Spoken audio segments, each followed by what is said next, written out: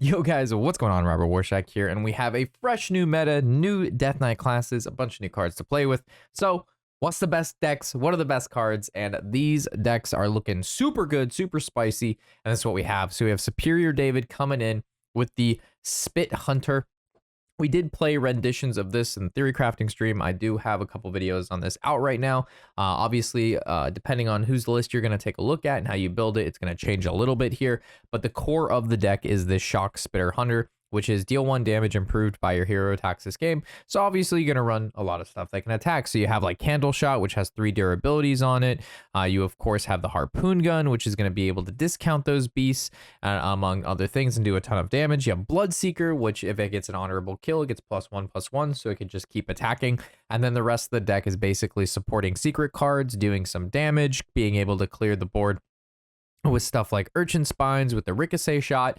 But mostly these shock splitters right here are your main source of damage, and you can get these guys up to 5, 6, 7, 8, 9 damage. And then you combo that with Brand, which it would then double, and 2, 3 of these in your hand doing 10+ damage each is normally just game. So this Hunter deck, very different than what we've seen before, and kind of difficult to play because you do sometimes have to use your Devouring Swarms on your selected breeders or your Shock Splitters to make more. So very interesting stuff, brand new type of 100 list here. We haven't seen anything like this, and it is super fun, and we knew it was going to be good because in the Theory Crafting stream from the games we played, it was actually just disgusting. Taking a look at some J. Alexander Rogue, we have some Cock Rogue here, a Concoction Rogue. So it has the old Miracle package with the Sinstone Graveyard and of course the Necrolord Draka, but we have the new concoctions, which are super good, and they just flow so well with what the deck's trying to do because you're playing a ton of cards in one turn. You're reducing your concoctions down with stuff like the Ghoulish Alchemist. You can Shadow Step Ghoulish Alchemist to make him cost 0. Then you play him again. Your next concoction costs 0. And then you're able to make a shit ton of concoctions with, of course, Poison Belt. You run the Concoctionators. And then you also run Professor Putricide, which at first look didn't seem that good, but very cheap in mana, and it says after a minion dies, add a concoction to your hand, and this is your minions or your opponent's minions, and then there's concoctions that will just kill your opponent's minions. So you can just pop off with Professor Putricide.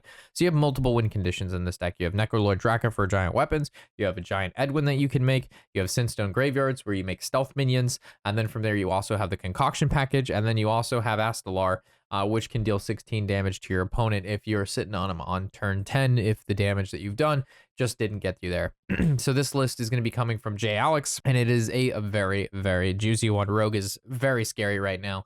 A lot of the best players in the game are looking at Rogue and Druid as being the top performers. So next deck we have, it wouldn't be a top without some Death Knight decks here, let's be honest. So this is my triple Frost Death Knight. We actually played a shit ton of this on stream today. And this is the finalized list that I came to.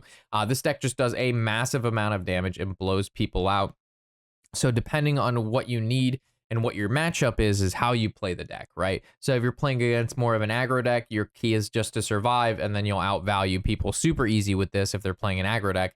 And if you're playing against a slower control type matchup, you're trying to line up your talented Arcanist, Bloodmane Thanos, and your Death Chillers to have a pretty explosive turn and then basically get your opponent down in 1 to 2 turns with a bunch of frost damaging spells like Howling Blast and Glacial Avalanche. You got the Rimfang Sword, which is one of my favorite cards because it's 6 damage, reduces stuff. From there, you can use Lady Death Whisper to copy your hand, and this actually copies all of the discounts you got with your sword. So it's just quite incredible. This deck was a lot of fun to play, and another super fun Death Knight deck to play if you're not interested in more of like a burst spell-based Death Knight, and that's going to be the Triple Blood. So as a control warrior lover, this felt very much so at home for me. This deck is probably going to be my main control deck that I play. It was just so much fun. The amount of health you can gain with stuff like Vampiric Blood is just absurd. All of the discovers in the deck, because the Death Knight pool is so small, you're able to discover most of the other 3 cost rune cards with the Importer and your Nerubian. So that's super, super good as well. You have Bram that you can combo with all the Discover stuff. You've got this guy who can discover another Blood Rune card, whether that means another Patchwork or another Vampiric Blood. And then your late game, of course, is going to be the Sire Denathrius, your Patchwork, your Soul Stealers, your Mograines. So this deck, fantastic against other control decks. It's great against aggro decks. Its weakness is going to be those combo decks or like Frost decks that, again, like OTK you in 1 to 2 turns. But this deck felt really good for me. And this Blood deck is probably my favorite deck right now going off the bat, just because I love control. And this deck is literally all control. There is nothing but discover, control in this deck. It is lovely. I love it so much. And the last deck is going to be a very aggressive, very fast paced, a deck that when I queue into the Death Knights, I love queuing into Death Knights with this deck here. And this is going to be the Draco Smacko. It's Draco Cat's list. He's a Demon Hunter main. And this is going to be the no minion list. So it revolves around this Soul Eater's Scythe, which is going to eat the Silvermoon Arcanist. I know. We'll go into it in a second. Zhalang and Jace. So with all the Death Knights, they're going to kill your minions with Patchwork. They're going to turn into souls with this deck. So Patchwork doesn't actually work against this deck at all.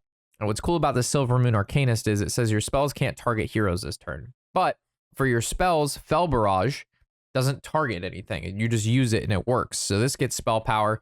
But the coolest card that gets the spell power is going to be this Unleashed Fel. So for basically 5 mana, or 4 mana actually, you can deal 3 damage to everything on your opponent's side and lifesteal up for all of that, which is actually just insane. So you can make like a 20 HP point swing here with the Silvermoon Arcanist with Unleashed Fel. It also has Sinful Brand in here, which OTKs people down, because if you go Sinful Brand into the Warband, you just have the 1/1 rushers attack into the thing that got Sinful Branded, and this does 4 damage to your opponent directly on top of the Sinful Brand rush targets. So we're talking a massive amount of damage. And that's not including if you have Kurtrus out and you're weaving in the hero powers. It's an absurd amount of damage. Plus, you also have a deal with the devil, which, depending on if you are able to sigil this or not, you can get this out on turn 3, 4, or 5, depending on, again, if you have sigil or coin. And this is a 9/9 in stats, and it's a 3/3s, and they all have lifesteal. So a lot of damage this deck does. When I see Death Knights with like 50 plus health, it's not a big deal for this deck. Like this deck just absolutely mows through most other classes as long as this deck can get chugging. So no minion Demon Hunter is feeling absolutely fantastic. We're actually playing this on stream today as well, and this list was feeling great. So with that, so those are my top 5 decks right out of the gate that I think you guys should try and are performing very, very well so far. With that, I'm Robert Warshack, of course, and happy whatever the hell day it is.